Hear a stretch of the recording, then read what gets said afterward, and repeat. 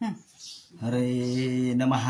धर्माचा अजून मूर्तिमान पुतळा, धर्माचा अजून मूर्तिमान पुतळा, भासे जना भूवरी, भासे जना भुवरी. दीक्षा देऊनि जो जगतिया, दीक्षा देऊनि जो जगतिया, बद्धास हो धरी. बद्धास हो वाणीने वदता भागवती कथा, वाणीने वदता भागवती कथा, व्यासा प्रती भासला, व्यासा प्रती भासला. तो हा गुरुश्री जनार्दन असा, तो हा श्री जनार्दन पाटांगणी शोभला. सद्गुरुनाथ महाराज की जय. हरे नमः. विपद संतुन शाश्वत तत्र तत्र जगद्गुरो, भवतो दर्शनम यस्याद पुनर्भव दर्शनम. जन्मेश्वरी सुतश्रीभि रेधमान मदः पुमान, नैवार्हत्यभिधातुं वै त्वाम किंचन गोचरम. भगवान वेदव्यास वर्णन करून सांगू लागले आणि सूत शौनकादिकांचा संवाद जसा चाललेला आहे तसाच कुंती भगवंताची स्तुती करते. भगवान गोपालकृष्ण जरी तिचे भाचे असले तरी या ठिकाणी व्यक्तिरूपाने ही स्तुती केलेली नाही, तर ब्रह्मरूपाने भगवंताकडे पाहिलेलं आहे. आणि भगवान वेगवेगळे अवतार कसे धारण करतो या संबंधीचं विवेचन करताना कुंती म्हणते, देवा मला दुःखाची चिंता नाही, संकट माझ्यावरती कोसळले त्याची मला तमा नाही. माझ्यावरती संकट किती कोसळू दे, पण त्या सगळ्यांच्या नंतर तुझं जर दर्शन झालं तर न पुनर्भव दर्शनम, अपुनर्भव दर्शनम, तर पुन्हा हे भवदर्शन होणार नाही, संसार पुन्हा दिसणार नाही, अर्थात पुन्हा मला जन्म लाभणार नाही. अपुनर्भव, पुनर्भव म्हणजे जन्म, तेव्हा जन्म पुन्हा लाभणार नाही, अर्थात मी मुक्त होईल. तेव्हा संकटापेक्षा या ठिकाणी जो संकट आहे किंवा दुःख आहे, रामदास स्वामींनी म्हटलंय की दुःखापेक्षा दुःख निवारकाला महत्व आहे. दुःखाचं मोठेपण काय सांगता, दुःखम दुःखम क्षणिकम क्षणिकम म्हणून बौद्धांनी दुःखाचा जरी पसारा मांडलेला असला आणि तो खरा असला तरी दुःख निवारक मोठा आहे.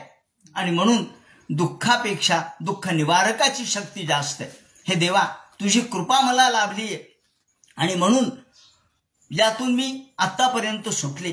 कितीतरी दुःख माझ्यावरती आले, वेगवेगळ्या प्रकारचे दुर्धर प्रसंग आले, असे प्रसंग आले की त्या प्रसंगातून आता कदाचित आम्ही संपलो असतो. असे काही क्षण आले ज्यात आहे तसे उरलो नसतो. असे काही लाटा आल्या की सगळे तारू कदाचित समुद्रामध्ये गटांगळ्या खात बुडाले असते, परंतु हाती फक्त हात होते. आणीबाणी नावाची एक कवी अनिलांची कविता आहे. त्या कवितेमध्ये कवी अनिल म्हणतात, आत्मारामरावजी देशपांडे म्हणतात की असे काही प्रसंग जीवनामध्ये आले की आता जवळजवळ सगळं संपलं असं वाटलं, पण हाती हात होते. आता हे हाती हात कोणाचे? हे हाती हात भगवंताचे, परमेश्वराचे. परमेश्वराने गुप्तपणाने हात दिला आणि त्यातून मला वरती तारलं. आपण बघतो की काही वेळेला असे प्रसंग येतात. एका कवीने असं म्हटलंय, अग्रे व्याध करधृत शर पार्श्वतो जालमाला. एक प्रसंग असा आहे, अग्रे व्याध करधृत शरैही. एक हरिण आहे, एक हरिण वनातून संचार करत निघालय.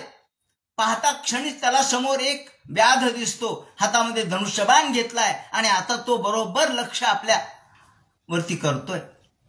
पाहिला हरणाने, अरे व्याध आहे, हातात धनुष्यबाण आहे. अग्रे व्याध, हा अग्रे म्हणजे समोर व्याध आलाय, हातात धनुष्यबाण आहे आणि पार्श्वतो जालमाला. बाजूने पाहिलं इकडे तिकडे कुठं पळावं तर सगळीकडे त्यांनी जाळं टाकलेलं आहे.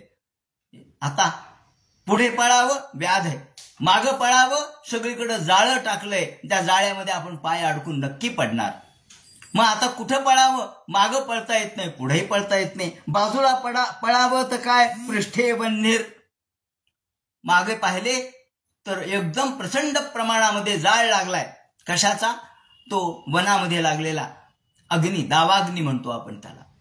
हा दावाग्नी सगळा पेटलेला आहे आणि सन्निधौ सारमेयः, जवळ पाहिलं तर कुत्रे आलेले आहेत आपल्याला खायला. हे रानकुत्रे भो भो भो भो करत आलेत.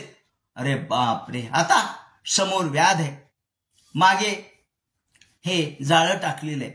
त्याचप्रमाणे एवढा सगळा अग्नी वन्नी बाजूने लागलेला आहे आणि बाजूनी तर मोठाले हे कुत्रे रानकुत्रे अंगावर धावतायत. आता या हरणाने कुठं जावं सांगा? समोर जाता येत नाही, मागे जाता येत नाही, बाजूला जाता येत नाही, इकडे जाता येत नाही. सगळ्या बाजूनी त्याची कोंडी झाली. आता मृत्यूच समोर आहे, कुठे जा मृत्यूच आहे. आता काय करावं? त्यांनी फक्त भगवंताची प्रार्थना केली, देवा मला वाचव. हरणाला सुद्धा मन असतं ना, अहो प्राणरक्षण सगळ्यांचंच आहे, मला वाचव असं म्हणल्याबरोबर भगवंतांनी त्या बिचाऱ्या हरणाचे प्राण वाचवण्यासाठी काय करावं? देव हात देतो म्हणजे काय, दिसत नसतो आपल्याला देवाने दिलेला हात. मग देवानी त्याची करुणा ऐकली. ऐकल्याबरोबर मध्ये ज्या त्रुटिता शरासन महोर, एकदम त्यांनी ताणलं होतं धनुष्य, तेवढ्याच त्याची दोरी तुटली. समोर जो व्याध आहे त्याच्या धनुष्याची दोरी तुटली.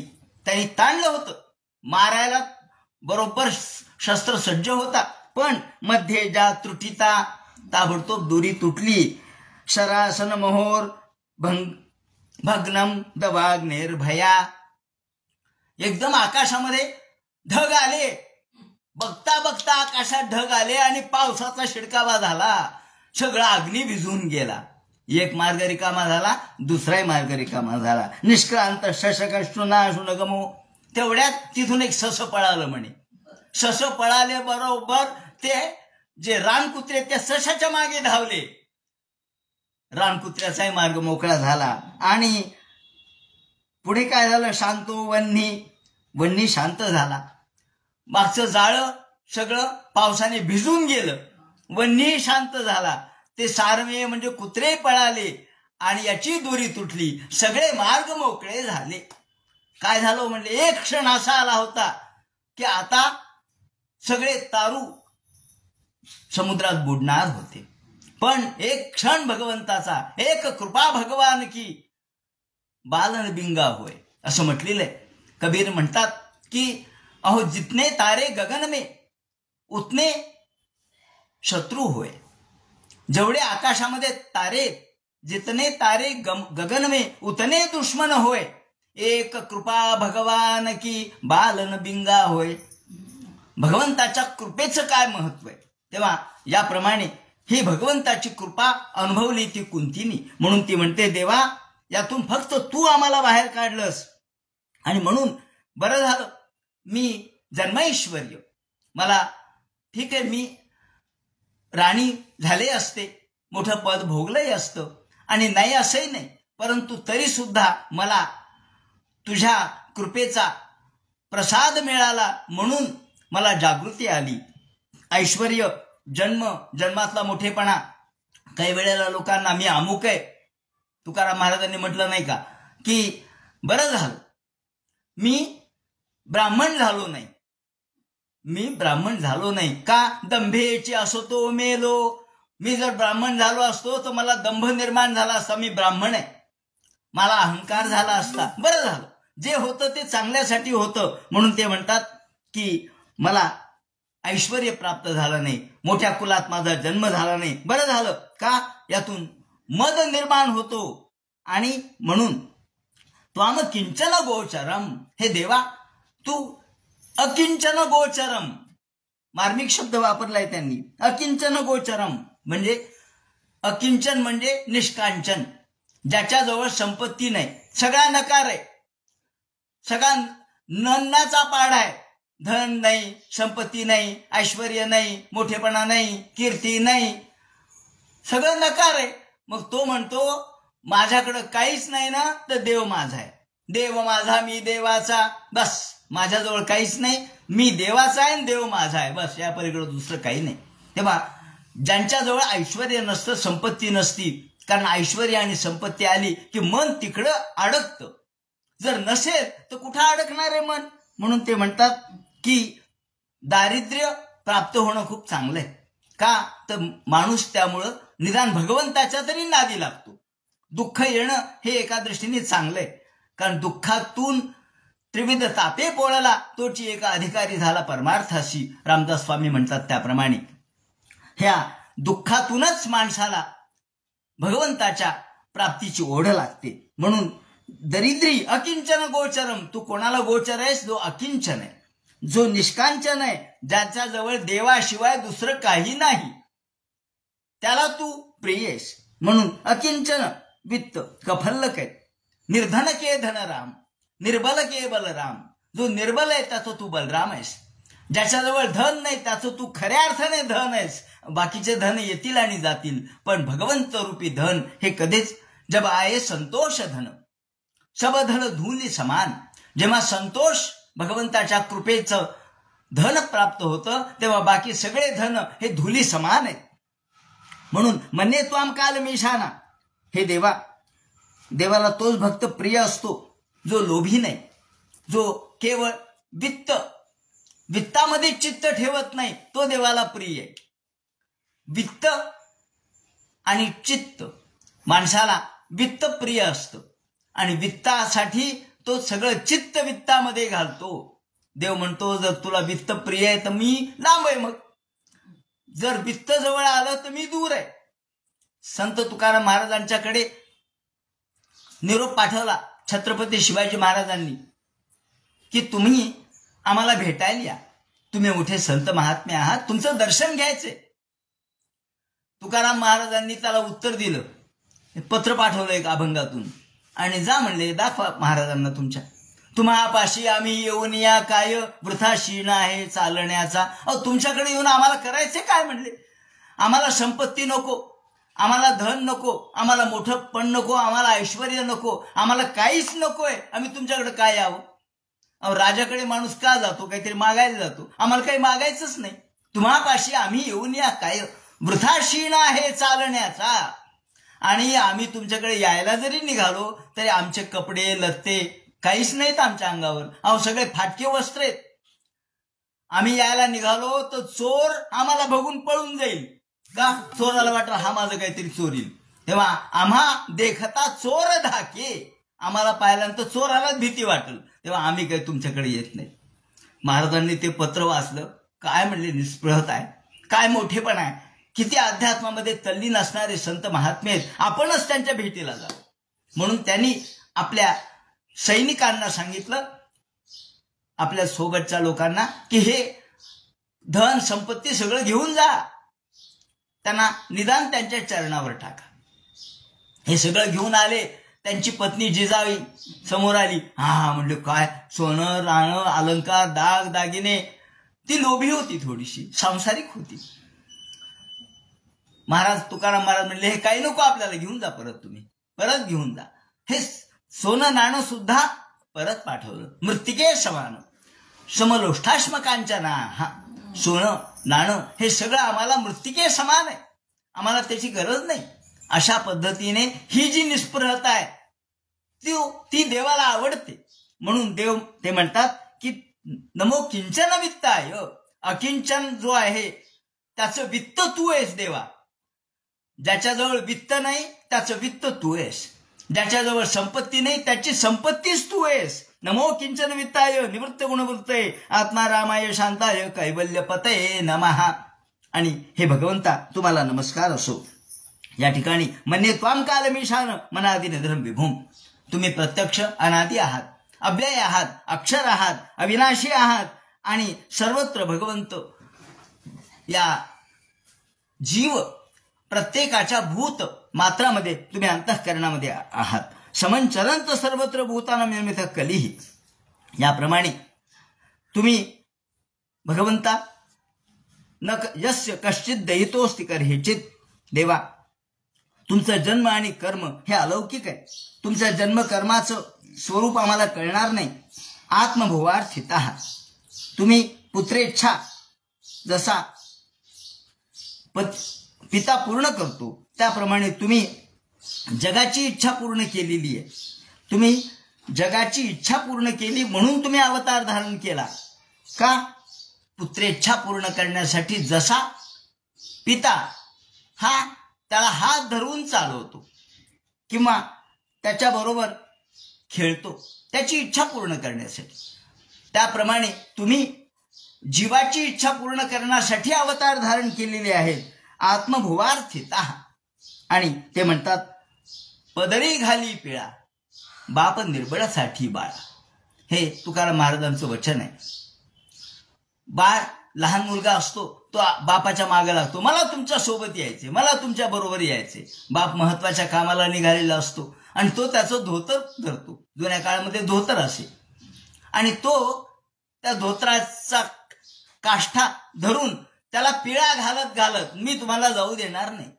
आता या वेळेला पित्याला काय अवघड आहे? काय एक झटका मारून निघून जाणं अवघड नाहीये. पण पदरी घाली पिळा बाप निर्बळासाठी बाळा. बाळासाठी तो निर्बळ होतो. त्याला काहीतरी लांबूल चालन करून गोड बोलून हळूच त्याचा हात सोडवतो आणि निघून जातो. तसे देवा तुम्ही जीवासाठी झटता, जीवाच्या इच्छेप्रमाणे कार्य करता, भूभार हरणासाठी तुम्ही कार्य करता. याप्रमाणे हे देवा कृष्णा मला तो प्रसंग आठवतोय. आणि जसा सिनेमामध्ये फ्लॅशबॅक पद्धत असते, कादंबरीमध्ये फ्लॅशबॅक मागचं आठवतं भूतकाळ, तो सगळा बॅक त्याच्यावर फ्लॅश पडतो. त्याप्रमाणे सगळ्या या भूतकाळावर प्रकाश आत्ता एकदम झगझगीत प्रकाश. त्याला क्षणात आत्ता जणू काही घटना घडलीये. कोणती? गोप्या ददे त्वयि कृता गसिता मतावद. ज्या वेळेला मी गोकुळात आले होते कृष्णा, तुमचं रूप लहान होतं, तुम्ही लहान होतात, 4-5 वर्षाचं तुमचं वय होतं. आणि या वेळेला तुम्ही काहीतरी गडबड केली होती घरामध्ये, माठं फोडले होते, सगळीकडे दही दूध लोणी अस्ताव्यस्त करून टाकलेलं होतं. आणि मुलांना घेऊन सगळ्या खोलीमध्ये पूर्ण तुमच्या तिथल्या मंदिरामध्ये सर्वत्र दह्या दुधाचे पाट वाहत होते. आणि हे पाहून यशोदा चिडली.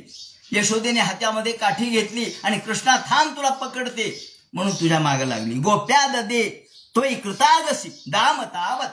हातात दोरी घेतली, आत्ताच्या आत्ता तुला बांधते, आणि काठी घेतली तुला मारते म्हणून. या वेळेला तू पळालास आणि गावाच्या बाहेर पर्यंत पळाला. पण तिथपर्यंत यशोदा तुझ्या मागे धावत धावत आली. तिचं स्वरूप पाहिलं, तिची एकतर वृद्धावस्था, त्याचप्रमाणे तिच्या अंगातून घाम निघत होता, सारखं कपाळावरून सगळे घामाचे थेंब डबडबले होते, तिच्या वेणीमधले फुलं खाली गळालेले होते. आणि ती हातामध्ये काठी घेऊन थांब, तिला दम लागत असतानाही तुझ्या मागे धावत आली. हे मी पाहिलं. आणि या वेळेला तुला वाटलं आता आईची फार परीक्षा पाहायची नको म्हणून तू उभा राहिलात. ते म्हणतात अश्रुकलेलांजन संभ्रमाक्षम. आणि एकदम तू उभा राहिला आणि आई आतापासून नाही, आतापासून नाही म्हणून घाबरलास. तुझ्या डोळ्यातून अश्रू येऊ लागले. तुझ्या डोळ्यामध्ये काजळ घातलेलं होतं, ते काजळ सगळं तुझ्या खाली गालावरती ओघळलं. आणि त्या रडण्यामुळं तुझ्या नाकातून चमचम असा प्रवाह बाहेर पडला होता. तो तू मनगटाने बाजूला केलास तेव्हा इकडे एक पट्टा आणि दुसरीकडे एक पट्टा. त्याचप्रमाणे आपल्या डोळ्यामधून सुद्धा काजळाचे काळे 2 पट्टे तुझ्या गालावरती पाहिले मी. आणि मी पाहिले तर तुझा चेहरा अत्यंत घाबरट झालेला होता, भय व्याकुळ झालेला होता. आणि तू खाली पाहत होतास, जणू काही तू काहीतरी मोठा अपराध केलास. या भावनेने तू हळूच आईकडे तिरप्या कटाक्षाने पाहत होतास. जन संभ्रमाक्षम. संभ्रमाक्षम म्हणजे थोडं किंचित वर किंचित खाली असं संभ्रमित चित्ताने तू पाहत होतास. वक्रम निनीय भयभावनया स्थितस्य. आणि तिरप्या कटाक्षाने आईकडं मोठ्या घाबरट पद्धतीने पाहत होतास. हे मी त्यावेळेला उपस्थित होते. आणि तू आईला म्हटलास आई आतापासून नाही, ती मला मारू नकोस, मला पकडू नको, मला धरू नको, मला बांधू नको, मला मारू नको म्हणून तू आईला विनवण्या करत होतास. तस्य ते म्हणतात वक्रम निनीय भय भावनया स्थितस्य सामाम विमोहयती भीरपि यद बिभेती. कुंती इथे म्हणते भीरपि यद बिभेती. अहो ज्याला भय घाबरतो, ज्याला भय भीत, तर तू आईला भ्यायला लागलास. अहो भय सुद्धा ज्याच्या पुढे भीत, यमराज सुद्धा ज्याला घाबरतात, जो मृत्यू सुद्धा त्याला घाबरतो, असा तू इथं मात्र भयाने व्याकुल झाल्याचं नाटक केलंस आणि तुझं हे रूप त्यावेळेला मी पाहिलं. तुझ्या त्या रूपाचं आजही मला डोळ्यासमोर जसं तसं चित्र उभं राहतंय. ते चित्र मी कधी विसरू शकत नाही. अहो, जो सगळ्या जगाला घाबरविणार आहे, यद भयात वाती वातोयम सूर्यस्तपती यद भयात, कपिलाचार्यांनी म्हटलंय 3ऱ्या स्कंधामध्ये आईला सांगताना देवहूतीला की ज्याच्या भयाने वारा वाहतो, ज्याच्या भयाने सूर्य तापतो, ज्याच्या भयाने अग्नीमध्ये अग्नित्व म्हणजे उष्णत्व आहे आणि ज्याच्या भयाने यमराज त्याचं कार्य करतो, ज्याच्या भयाने इंद्र पाऊस पाडतो, तो भगवान यद भयात वाती वातोयम सूर्यस्तपती यद भयात. त्याचप्रमाणे इंद्र, चंद्र, वरुण, कुबेर ज्याच्या आज्ञेमध्ये ज्याच्या भयाने वागतात. मृत्यूश्चरती यद भयात, मृत्यू सुद्धा त्याच्या भयाने त्याचं काम करतो. असा भगवान आज भयचकित झालेला मी पाहिला. असं अलौकिक रूप कृष्ण हा लौकिक आणि अलौकिक. या ठिकाणी जनी जनार्दन स्वामी यांनी सुद्धा खूप सुंदर विवेचन काही अभंगामधून केलेलं आहे. ते म्हणतात, ज्याच्या जो एवढा सगळ्या जगाला भय निर्माण करणार आहे आणि सगळ्या जगाला निर्भय करणार आहे, संतांना निर्भय करणार आहे, असा भगवान जो सगळ्या जगाला ज्ञान देणार आहे आणि मोठ्या मोठ्या ऋषींना सुद्धा जो कळला नाही, असा भगवान बालरूपामध्ये या सगळ्या गवळणी त्याला अंगावरती खेळवतात, त्याला नऊ धुवू घालतात आणि झोप कृष्णा झोप, नाहीतर मग पहा बागुलबुवा येईल बर का, असं म्हणतात. तया भेडविती गवळणी बागुला आला. असा भगवान किती अलौकिक आहे. तेव्हा हे तुझं अलौकिक रूप मी पाहिलं आणि आजही ते मी विसरू शकत नाही. म्हणून हे भगवंता, केचिदाहुरजम जातम पुण्यम श्लोकस्य कीर्तये, इथं पुण्यश्लोकस्य कीर्तये शब्द वापरलाय. पुण्यश्लोक नलो राजा, पुण्यश्लोक कोणाला म्हणायचं? नळ हा पुण्यश्लोक आहे, युधिष्ठिर हे पुण्यश्लोक आहेत. तेव्हा पुण्यश्लोक कोणाला म्हणायचं? तर युधिष्ठिराला पुण्यश्लोक हा शब्द आलेला आहे. या ठिकाणी यादवांसाठी हा शब्द नाहीये. त्या ठिकाणी टीकाकारांनी स्पष्ट म्हटलंय की देवा, कुंती म्हणते तू जे अवतार कृत्य केलंस ते कोणासाठी? वसुदेवाच्या पोटी, देवकीच्या पोटी तू जन्माला आलास, तो कोणासाठी? तर आमच्या कुलाची कीर्ती वाढावी म्हणून तू जन्माला आलास. आमच्या कुळाला म्हणजे पांडवांना मोठेपणा प्राप्त व्हावा म्हणून तुझा जन्म झाला. ते म्हणतात केचिदाहुरजम पुण्यम श्लोकस्य कीर्तये यदो प्रियस्यान्ववाये मलयस्यैव चंदनम. यदू कुळाचं महत्वही तू वाढवलंस आणि पांडू कुलाचं महत्वही वाढवलंस. ज्याप्रमाणे मलयगिरीवर चंदनाचा सुवास सगळीकडे पसरतो, चंदनाचा सुवास सगळीकडे पसरला तर कीर्ती कोणाची वाढली? मलयगिरीची वाढली. मलयगिरीला काय? मलय पर्वताचा मोठेपणा का? तर चंदनाचा सुवास येतो म्हणून. तसं आमच्या कुलाची कीर्ती कशामुळं? तर तू वाढवलीस म्हणून.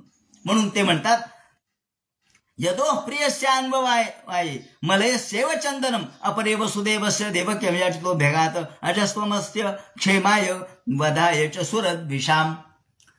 या असुरांचं निर्दालन करणं, दुष्टांचं निर्दालन करणं हा तुझ्या जन्माचा हेतू आहे. त्याचप्रमाणे कुणी म्हणतात भारावतारासाठी तुम्ही जन्माला आलेला आहात. भारावतरणायान्य भुव इबादत हो. या समुद्रामध्ये जशी नाव असावी त्याप्रमाणे तुम्ही केवळ सज्जनांच्यासाठी तारक म्हणून निर्माण झालात.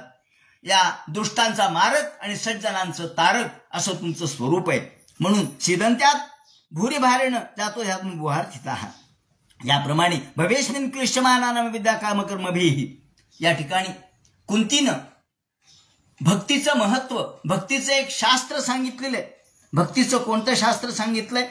ते म्हणतात की या संसारातून तरायचं असेल तर एकच भवेस्मिन क्लिश्यमानाना, या संसारामध्ये जो अत्यंत दुःखाने त्रासलेला आहे त्याला एकच उपाय आहे. कोणता उपाय? श्रवण स्मरणार्हा आणि भगवंताच्या कथांचं श्रवण, भगवंताच्या नावाचं स्मरण आणि भगवंताची उपासना, एवढं एकच उपाय आहे. तेव्हा हा भक्तिशास्त्रातला उपाय या ठिकाणी सांगितलाय. शेवटी कुंतीच्या तोंडी भागवतकारांनी भक्तिशास्त्र सांगितलंय हे माझ्या दृष्टीने महत्वाचं आहे.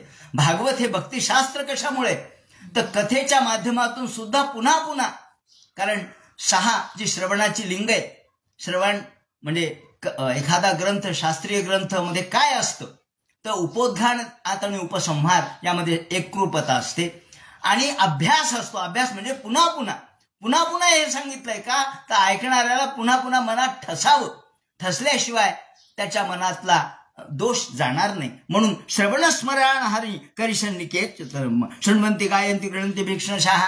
म्हणून श्रवण, गायन, त्याचप्रमाणे स्मरण आणि भगवंताच्या कथागाथांचं अनुस्मरण हाच एकमेव उपाय या ठिकाणी सांगितला. याप्रमाणे भगवंताच्या या उपायाचं म्हणजे या संसारातून आम्हाला जर मुक्त व्हायचं असेल तर एवढाच एक उपाय त्या ठिकाणी सांगितलेला आहे. हे भक्तिशास्त्र इथं सांगितलंय. स्मरंती, स्मरण म्हणजे श्रवण, स्मरण, गायन, त्याचप्रमाणे सतत भगवंताचं नामस्मरण हेच आम्हाला तारक आहे. कशातून, तर या संसार सागरातून. तर एव पश्यन्ति चिरेण तावकम, अचिरेण शब्द आहे. अचिरेण म्हणजे तत्काळ. जर आम्हाला तत्काळ मुक्त व्हायचं असेल, सद्योमुक्ती, ताबडतोब जर भगवंताच्या चरणाशी एकरूप व्हायचं असेल तर एवढं एकच केलं पाहिजे, श्रवण, स्मरण, अनुष्ठान भगवंताचं आणि भगवंताच्या गायनामध्ये तल्लीन होणे, त्याच्या कथागाथा ऐकणे. तैव पश्यन्ति चिरेण तावकम भवप्रवाहो परमम पदांबुजम. या भवप्रवाहाला उपरम कोणता असेल, भवप्रवाहातून मुक्त होण्याचा मार्ग कोणता असेल, तर एवढाच आहे. ज्याप्रमाणे हे भक्तिशास्त्राचा सिद्धांत या ठिकाणी सांगितलाय. म्हणून ते म्हणतात अस्य पक्षस्य सिद्धांत तमे प्रेत्य श्रवणादी फलमाह शृण्वतीति. हा सिद्धांत या ठिकाणी भागवतकारांनी या कुंतीच्या मुखामधून सांगितलेला आहे. अशा पद्धतीने या भगवंताच्या अप्यनद्य स्वयंकृती प्रभो, ते म्हणतात हे आता पुन्हा कुंती हात जोडून म्हणते, देवा तुमच्या चरणाची सेवा मला कायम घडावी. येशान्यचान भवतः पदांबुजत परायणम राज सुयोजिताम हसाम. इथं परायण शब्द आहे. तर परायण म्हणजे जसं आपण हरिभक्त परायण म्हणतो, ते या अर्थाने हा नाहीये. परायण म्हणजे पराहा अयनम. अयन म्हणजे स्थान, अयन म्हणजे जागा, अयन म्हणजे स्थान. तर या ठिकाणी परम अयनाम, परम अयनाह, ठिकाण, अंतिम स्थान, माणसाचं जीवाचं अंतिम विश्रांती स्थान जर कोणतं असेल तर तुमचे चरणांबुज आहेत. या अर्थाने परायण शब्द आहे. या ठिकाणी येशान्य चान्य भवतः पदांबुजात परायणम राज सुयोजिताम हसा. कवयम नाम रूपाभ्याम यदुवेसह पांडवाः. आणि भगवंता 2 मागण्या तिने मागितलेल्या आहेत. ती म्हणते, देवा जर आत्मा नाहीये, जीव निघून गेला, तर जसे इंद्रिय निरर्थक आहे त्याप्रमाणे तुझ्या जीवावर हे सगळं विश्व चाललेलं आहे. तू आहेस म्हणून पृथ्वी सुंदर आहे, तू आहेस म्हणून सगळीकडे आनंद आहे, तू आहेस म्हणून या सर्व विश्वामध्ये आम्हाला आनंद भासतो. ही पृथ्वी सुद्धा आनंदमय तुमच्यामुळे. जसे इंद्रिय आणि आत्मा यांचा संबंध हा समवाय संबंध आहे, इंद्रिय आणि आत्मा यांचा समवाय म्हणजे एकरूपत्वाचा संबंध आहे, तसा भक्त आणि देव यांचा समवाय संबंध आहे. तू जर नसशील तर भक्त कोणाची भक्ती करणार. म्हणून भक्त आणि भगवंत एकात्म आहेत. तुमच्यामुळं आम्हाला आमच्या अंतःकरणामध्ये आनंद निर्माण झालेला आहे. प्राण असेल तर इंद्रियांना अर्थ आहे, त्याप्रमाणे चैतन्य असेल तर याला अर्थ आहे. म्हणून हे कृष्णा, मी तुम्हाला प्रार्थना करते. भक्तियोगाचा सिद्धांत सांगितल्यानंतर अविद्या, अज्ञान म्हणजे अविद्येतून अज्ञान होतं, अज्ञानातून देहात्मभाव येतो, देहात्मभावातून कामप्रबलता येते, कामप्रबलतेतून क्लेशकारकता येते, क्लेशकारकतेतून दुःखप्रदता म्हणजे संसार आणि जीवभाव हा प्राप्त होतो. त्याला एकच उपाय आहे, ते म्हणजे ईश्वर गुणानुवर्णन, भगवंताची सेवा. म्हणून ब्रह्मार्पण ही 10वी भक्ती सांगितलेली आहे. तेव्हा तुझ्या चरणाशी सगळं समर्पित जर केलं तर माणूस सुखी होईल.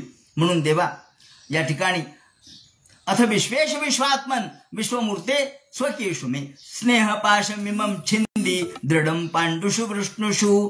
या ठिकाणी तिने 2 प्रार्थना केलेल्या आहेत. देवा, माझ्या अंतःकरणाचे पाश मला त्या पाशातून मुक्त कर. कोणते पाश आहेत? 2 पाश आहेत. एक माहेरचा पाश आहे, एक सासरचा पाश आहे. सासर आणि माहेर त्यांनी शब्द वापरलेत पांडुषु वृष्णीषु. पांडू हे माहेर सासर आहे, वृष्णी हे सासर आहे, वसुदेवाची बहीण आहे.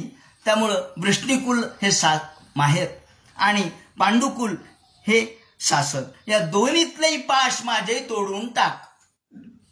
मी कशातच गुंतू नये, मला मुक्त कर. स्नेह पाश मिमम छिंदी दृढम पांडुषु वृष्णीषु. आणि त्वयि मे नन्य विषया, आणि तुझ्यामध्ये माझं रूप माझं मन एकरूप व्हावं. मला आता दुसरं काही आठवू नये.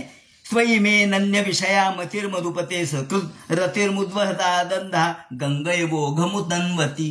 गंगैवोघमुदन्वती. ज्याप्रमाणे गंगा समुद्राला सातत्याने मिळत राहते, गंगा जशी सारखी समुद्राला मिळतेच आहे, तसं माझं मन सर्व भावाने तुला मिळावं, अनेक मुखाने तुलाच मिळावं. सगळ्या दृष्टिकोनातून मी फक्त तुझ्या चरणामध्येच एकरूप व्हावे, एवढी माझी विनंती आहे.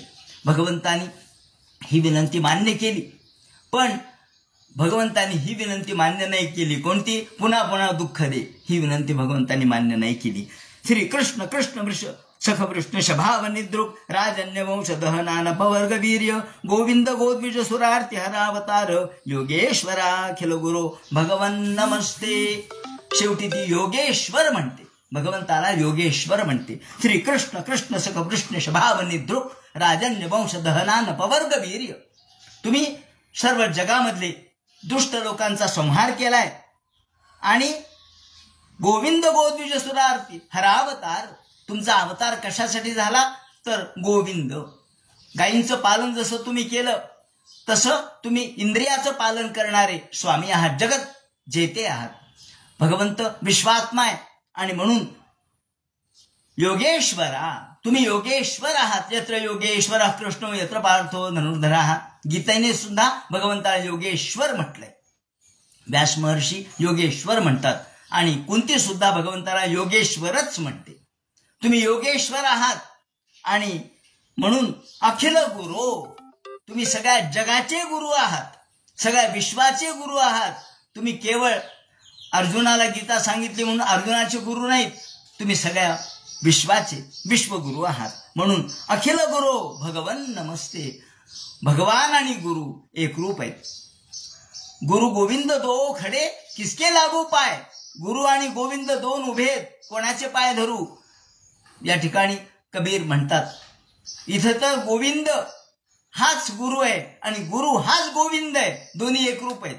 तेव्हा दोन्ही एकरूप असल्यामुळं भगवंता तुम्हाला मी नमस्कार असो, असं म्हणून तिने पुन्हा पुन्हा भगवंताला नमस्कार केला आणि त्यांच्या चरणाशी आपली प्रार्थना समर्पित केली.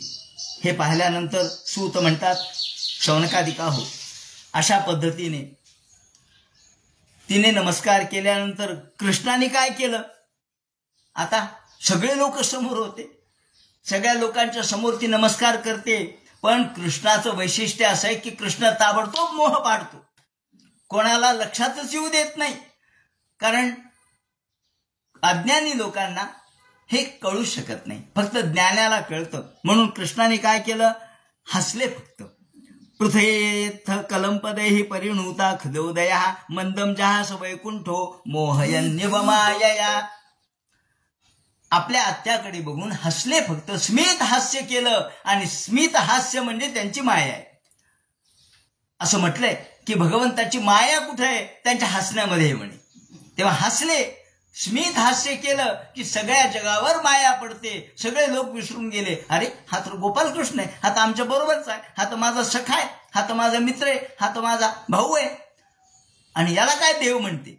झालं, सगळे लोक भगवंताच्या मूळ स्वरूपाला विसरले. म्हणून मोदकरीच माया, ही माया भगवंताची हास्य रूपाने प्रगट होत असते. आणि याप्रमाणे सगळे कृष्ण म्हणाले, बर आत्या चल, आता चल, जाऊ दे.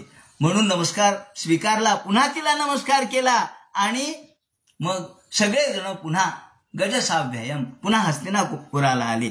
स्त्रियश्च स्वपुरम यास्य प्रेमणा राज्ञानी भारिता, सगळ्या परत आले.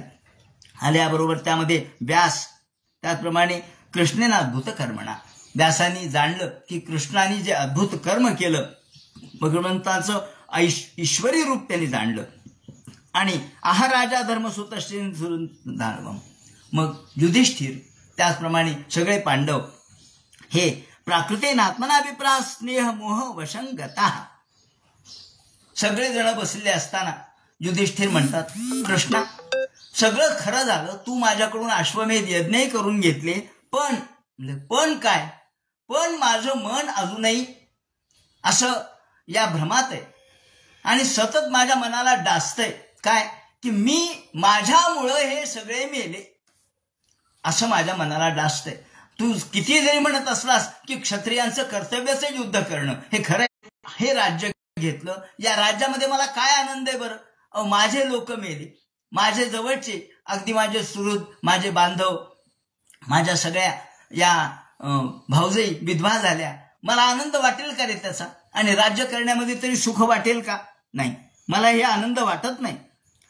राजा धर्मसुत चिंतयन सुहृदाम वधम, आमच्या सुहृदांचा वध झाला हे मला योग्य वाटत नाही.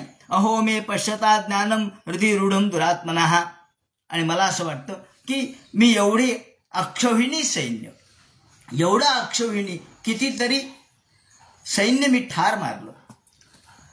18 अक्षौहिणी सैन्य या ठिकाणी ठार मारलं गेलेलं आहे. 18 अक्षौहिणी म्हणजे किती ते म्हणतात, हे 18 अक्षौहिणी सैन्य, एक अक्षौहिणी म्हणजे त्याचं विवरण त्यांनी केलेलं आहे की 21,870 रथ, एक अक्षौहिणी म्हणजे त्याचं गणित त्यांनी दिलेलं आहे 21,870 रथ, तेवढेच हत्ती, त्यानंतर 1,09,350 पायदळ आणि 65,610 घोडे, म्हणजे एक अक्षौहिणी गुणिले 18, असा जर विचार केला तर एवढं सैन्य माझ्यासाठी ठार झालं.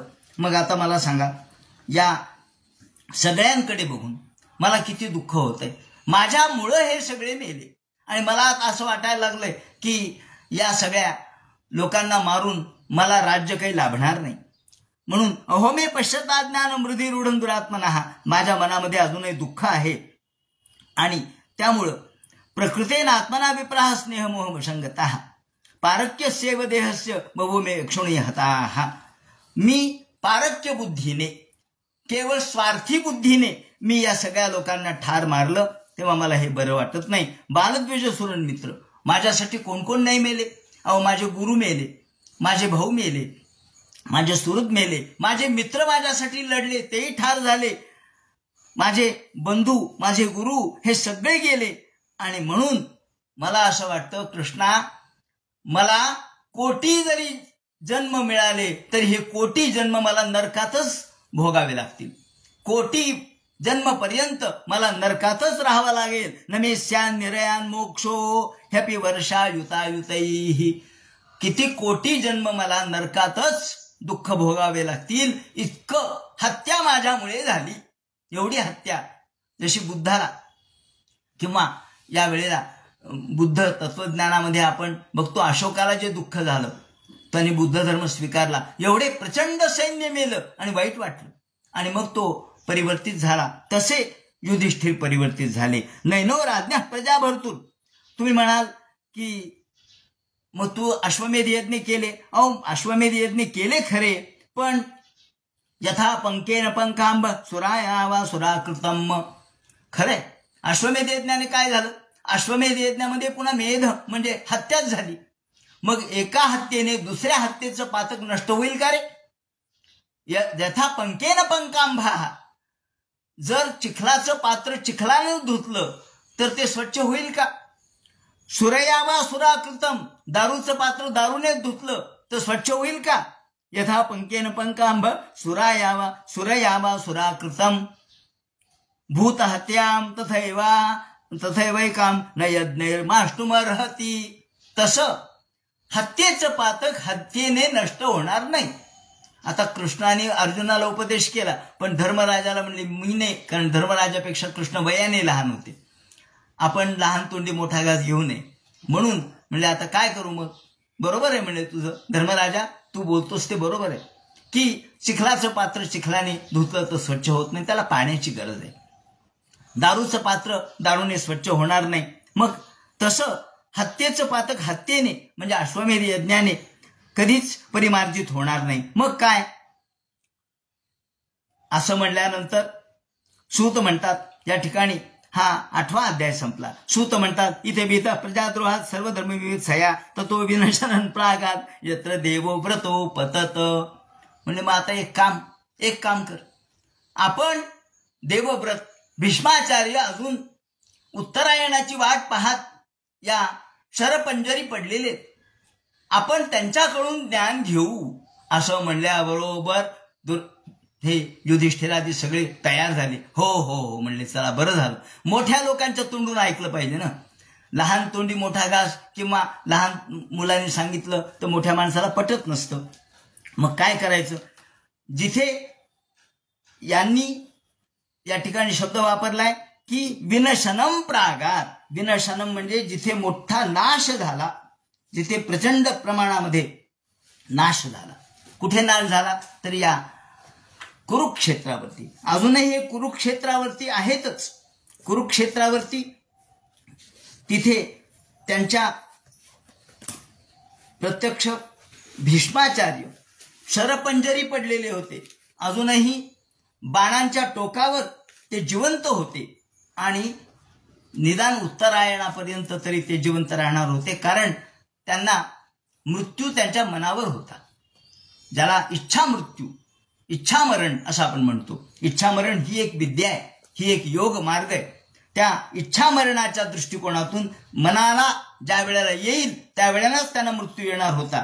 म्हणून इच्छा मरणासाठी उत्तरायणाची वाट ते पाहत बाणावर झोपलेले. तिथे आपण जाऊ म्हणून सगळे जण निघाले. कृष्ण पांडव हे सगळे निघाले म्हटल्याबरोबर हे सगळेच म्हणले अरे अरे चला चला चला. कोण कोण निघाले. तदा ते भ्रातर सर्वे, हे सगळे भाऊ निघाले. रथ घोडे हत्ती सगळे घेतलं बरोबर. सर्वे सदश्वै स्वर्णभूषितैहि. रथ सोन्याने सिद्ध केला, स्वर्ण अलंकाराने युक्त असलेला रथ. त्याच्याबरोबर त्या रथाच्या मागे बाकीचे सगळे ऋषी मुनी होते.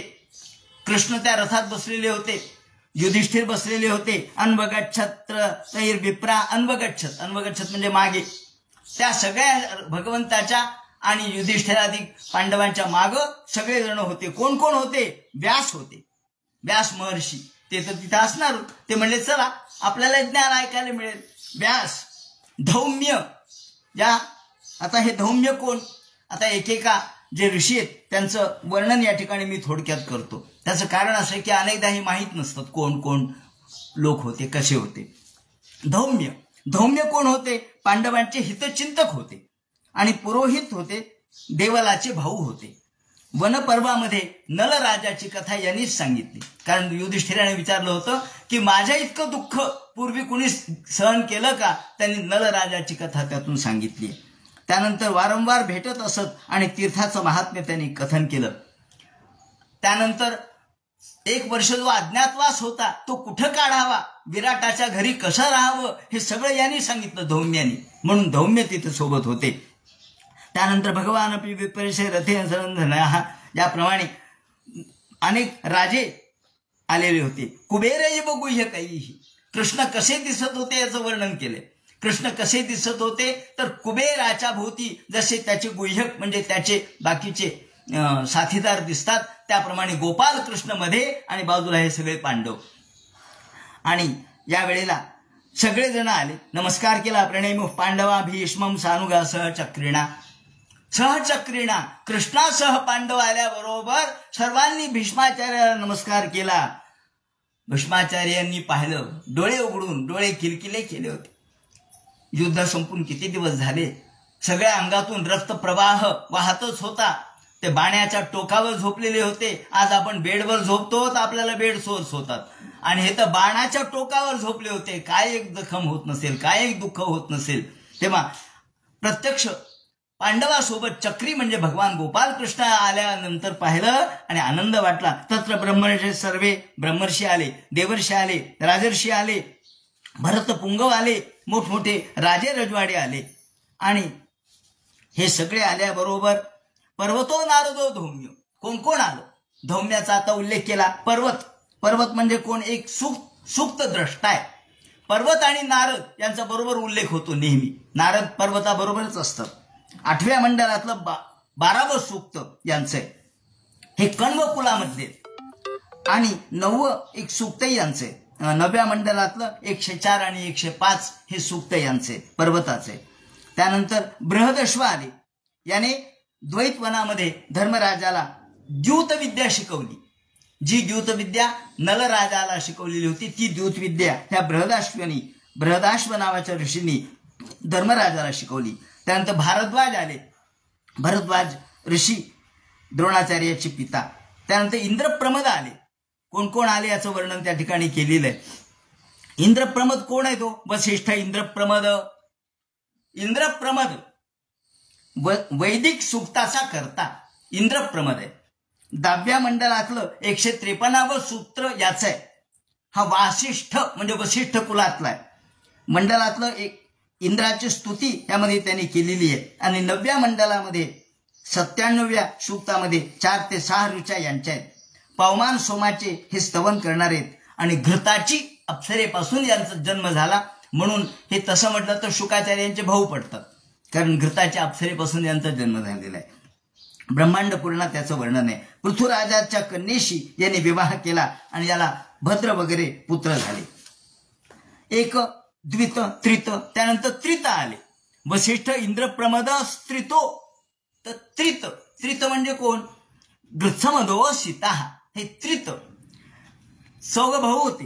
एक, द्वित, त्रित असे 3 जण भाऊ होते. हे गौतमाचे पुत्र होते. त्रित फार विद्वान होता, पण बाकीच्या दोन्ही भावांना त्याच्याबद्दल असूया निर्माण झाली, असूया वाटायची. एकदा हा त्रित याने यत्न केला आणि गायी घेऊन जात असताना एक लांडगा आला. त्यावेळेला घाबरून हा त्रित विहिरीत पडला. सगळे भाऊ निघून गेले, याला काढलंच नाही. त्रिताने सोमवल्लीच्या साह्याने इंद्राची पूजा केली आणि त्याला ही पूजा समर्पित केल्याबरोबर इंद्र प्रसन्न झाला. असा हा त्रित. त्यानंतर गृत्समद. हा गृत्समद कोण? हा वैदिक सूक्त द्रष्टा आहे. अंगिरस कुलामधला आहे आणि शूनहोत्राचा हा औरस पुत्र आहे. शुनकाचा दत्तक पुत्र आणि शूनहोत्राचा औरस पुत्र. गृत्स म्हणजे प्राण आणि मद म्हणजे अपान.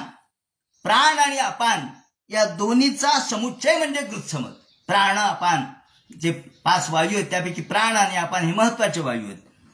या तपास प्रभावाने हा इंद्राचं रूप घेत असे. गृत्समदाला इंद्राचं रूप घेता येत होतं आणि त्यामुळं एकदा धुनी आणि चमुरी हे इंद्रशत्रू धावून आले इंद्राला पकडण्यासाठी. तेव्हा गृत्समदाने इंद्राचं रूप घेतलं. यांनी त्या राक्षसाने यालाच पकडलं. ते म्हणले, अहो मी गृत्समद आहे, मी कुठे इंद्र आहे. मग आपलं रूप दाखवलं. हर म्हणजे आपलं चुकलंच, मला वाटलं तुम्ही इंद्रच आहेत. तेव्हा इंद्राला वाचवण्याचा अनेकदा प्रयत्न या गृत्समदाने केला, कारण गृत्समद इंद्रासारखा दिसायचा. वैन्याच्या यज्ञामध्ये जेव्हा असुराचा हल्ला झाला तेव्हा इंद्र गृत्समदाचं रूप घेऊन पळाला. हा गृत्समदाने सूक्त म्हटलेलं आहे आणि याची सुटका झाली आहे. गृत्समद यांच्यापासून कापसाची लागवड सुरू झालेली आहे. हा विदर्भातला आहे. विदर्भात आजही कापूस पिकतो चांगला. तेव्हा विदर्भामधला हा गृत्समद आणि कापसाची लागवड करणार आहे. गुणाकाराचा शोध ह्याने लावला म्हणून गृत्समदो गणपती जगती आपण म्हणतो ना अथर्व शीर्षामध्ये. गणक ऋषी आहे. गृत्समदो हा गृत्समद गुणाकाराचा करता आहे आणि म्हणून बेचा जो पाढा आहे तो त्याच्या एका सूक्तामध्ये आलेला आहे. या संबंधीची पौराणिक कथा अशी आहे की रुक्मांगदा राजा हा शिकार करण्यासाठी निघालेला होता. रुक्मांगद नावाचा एक राजा होता. तो शिकार करण्यासाठी निघाला तेव्हा वाचक नवी आश्रमामध्ये आला. वाचक नवी नावाचे एक ऋषी होते. त्यांच्या आश्रमात आला. आश्रमात आल्याबरोबर तिथे मुकुंदा नावाची स्त्री होती. ती याच्यावरती भाळली गृत्समदावर आणि त्या गृत्समदाने तिला नकार दिला म्हणून तिने त्याला शाप दिला. त्याला कुष्ठरोग होईल म्हणून शाप दिला. मग हा रुक्मांगद राजासाठी ही तळमळत राहिली. इंद्राने रुक्मांगदाचं रूप घेतलं आणि व्यभिचार केला. यातून गृत्समदाचा जन्म झाला असं म्हणतात. तेव्हा म्हणून त्याला जारज आपल्या म्हणजे जार रूपाने तो जन्माला आला म्हणून सांगतात. मगध राजाच्या घरी श्राद्ध असताना अत्रि ऋषीने मात्र तू जारज आहेस म्हणून धिक्कारलं आणि त्यावेळेला त्याला वाईट वाटलं. त्याने आईला आपलं गोत्र विचारलं. तेव्हा आईने सांगितलं की माझ्याकडून काहीतरी अपराध झाला, इंद्राला मी हा रुक्मांगद समजले म्हणून. मग शेवटी यांनी गणेशोपासना केली आणि हा श्रेष्ठ दर्जाचा ऋषी झाला, मंत्रद्रष्टा झाला, गाणपत्य झाला. गणक ऋषी ही निश्चित गायत्री छंदा म्हणून आपण याचा उल्लेख करतो. कश्यप कुलामध्ये 6 ऋषीपैकी हे एक आहेत. त्यानंतर गृत्समद झाल्यानंतर असित कोण? असित हे सूक्त द्रष्टेत, याला देवल असंही म्हणतात. ऋग्वेदाच्या 9व्या मंडलामध्ये 5 ते 24 असे यांचे सूक्त आहेत. यानं 5वं सूक्त रचलं. पवमान सोमाची स्तुतीपर सूक्त यांनी रचलं. सोमरस गाळण्याची पद्धत यांनी सुरू केलेली आहे. सोम वनस्पती मेंढीच्या लोकरीतून गाळून शुद्ध करण्यात येत असे. सोमरस मेंढीच्या लोकरीतून गाळून शुद्ध करायची पद्धत यांनी स्वीकारलेली आहे. हा सूक्त द्रष्टा आहे. त्यानंतर दीर्घतमा आणि उशिज यांचा पुत्र औशिज हा देखील आहे. मातृनामावरून हा प्रसिद्ध आहे. त्यानंतर याची पत्नी वृचया नावाची होती. त्यानंतर कक्षिवान, हे कक्षिवान गौतमोत्रिश्च. कक्षिवान कोण? तर कक्षिवान याची जन्मकथा सांगतात. दीर्घतमा हा जेव्हा नदीत पडला आणि वाहत वाहत अंगदेशच्या किनाऱ्याला लागला, तिथे ब्रह्मदेखता हा राजाची भेट झाली. राजाला पुत्र नव्हता तेव्हा त्यांनी दीर्घतम्याकडून नियोग पद्धतीने पुत्र उत्पन्न केला आणि ती दासी जी होती उशिजी नावाची, तिच्यापासून कक्षिवान झाला. विद्यार्थी दशेमध्ये हा गुरुग्रही राहिला. विद्या पूर्ण करून येताना वाटेमध्ये त्याला झोप लागली. मोठा सुंदर होता दिसायला. तेवढ्यात स्वनय नावाचं एक राजा त्या ठिकाणी आला आणि राणी आणि पुरोहितासह त्यांनी ऋषिकुमाराचं तेज पाहून आणि त्याचं कुलगोत्र वगैरे विचारलं आणि आपल्या 10 कन्यांचा विवाह त्याच्याबरोबर लावून दिला. हा राजपुरोहित झाला. त्याला धन मिळाले, गायी मिळाल्या इत्यादी. अश्विनी कुमाराच्या सामर्थ्य आणि परोपकारांची कथा विजय यामध्ये दिसतात. विष्पला सूर्याविवाह कथा, गांधार प्रदेशातील मेंढीचा उल्लेख याच्या कथेमध्ये आहे. अशा पद्धतीने कक्षिवान गौतमोत्रिश्च कौशिकोऽथ सुदर्शनः अत्रेच मुनयो ब्रह्मन, हे सगळे इतके लोक या ठिकाणी आले. गौतम आले, अत्रि आले, कौशिक आले. कौंडिन्य शिष्य हे कौशिक होते, विश्वामित्राचा पूर्वज होता. भरतांचं पौरोहित्य करण्यासाठी हा आलेला होता. कुशक, गाधी आणि विश्वामित्र असं यांचं स्वरूप आहे. सुदर्शन हाही ऋषी होता. याप्रमाणे एवढे सगळे आले आणि एरवी या संबंधीचं वर्णन करण्यात येत नाही म्हणून हे सगळं विवरण केलं. तेव्हा वसिष्ठ इंद्र प्रमद स्त्रितो गृत्समदो सीता कक्षिवान गौतमोत्रिश्च कौशिकोऽथ सुदर्शनः अन्येच मनुयो ब्रह्मन ब्रह्मरातादयो मलाः. ब्रह्मरात म्हणजे कोण? प्रत्यक्ष शुकाचार्य. कारण भगवंतांनी ज्याचं रक्षण केलं, परीक्षित ज्याला आपण म्हणतो, त्याला विष्णुरात असं म्हणतात. ज्यांनी विष्णूने त्याचं रक्षण केलं म्हणून विष्णुरात. आणि ब्रह्मरात म्हणजे शुकाचार्य. ब्रह्मरात आणि विष्णुरात.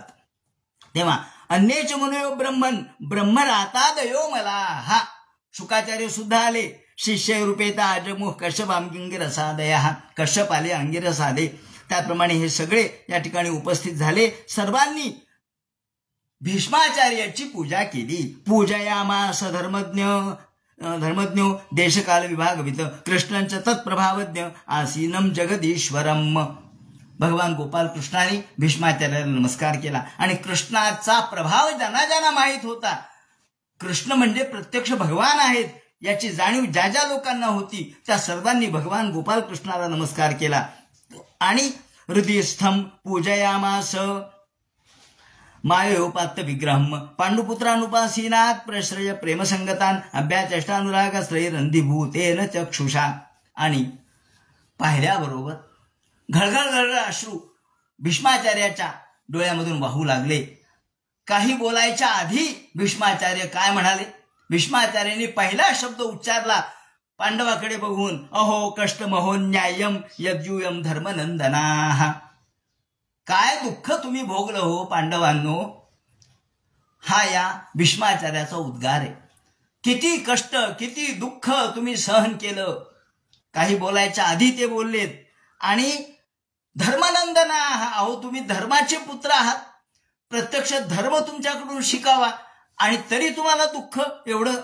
बरं ठीक आहे, तुम्ही धर्मपुत्र आहात, धर्मनंदन आहात, पण जीवितुम नारता क्लिष्टम विप्रधर्माच्युताश्रया, आणि भगवान गोपाल कृष्णाचा आश्रय तुम्हाला होता, तरी सुद्धा तुम्हाला एवढं दुःख भोगावं लागलं. काय दैव, या ठिकाणी दैवही ही फल कारणम त्यांनी म्हटलंय. दैव याला कारण आहे. संस्थिते तीर्थे पांडव, का तुम्ही एवढे धार्मिक, भगवान गोपालकृष्ण तुमच्या साह्याला, मग तुम्हाला एवढं दुःख सहन करावं का बरं लागलं. युष्मत कृते बहुन क्लेशान, का बरं.